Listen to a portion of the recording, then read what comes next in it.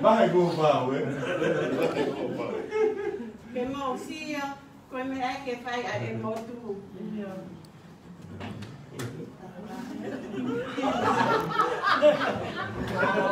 Whakapoto pe e nia o kupai.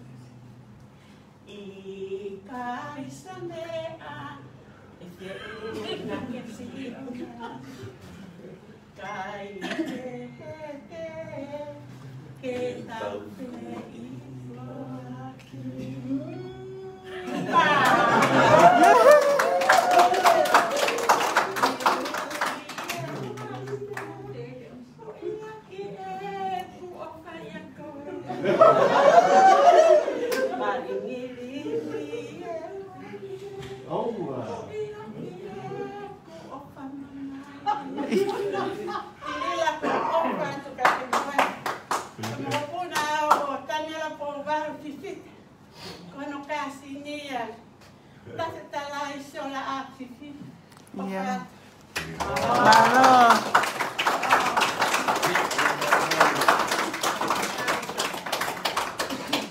Pamahalon dia kasalita.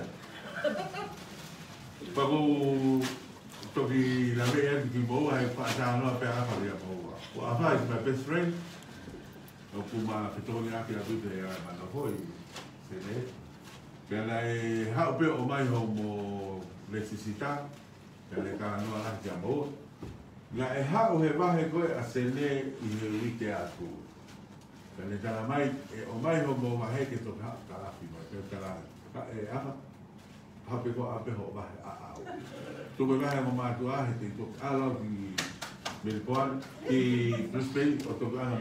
Kapu toki lawe e beni ho ko boa o whakalo ka apa. Kapu ke kau pe koe vahe kongo kongi. Leo ho vahe. Leo ho vahe ke mai koha kaho waka te ke mai. Kapu mahalo pena ke o siha pe koha. How the matter when they got to that's her favorite. Oki o mo pe na pe boku ke tai ne suka. A fa malo atu e fa foto ma pe mo e toka I fai kasanita. O tu pe ko na tare ko pe ui. Pe ko hu e ba ki fo I fa be ide about to te ke karata do tare ko pe ui. Kai nā ko whehe ui pe anuia. Te e lawa ke to tonga te e kutu pe online ka mo tono. Nā.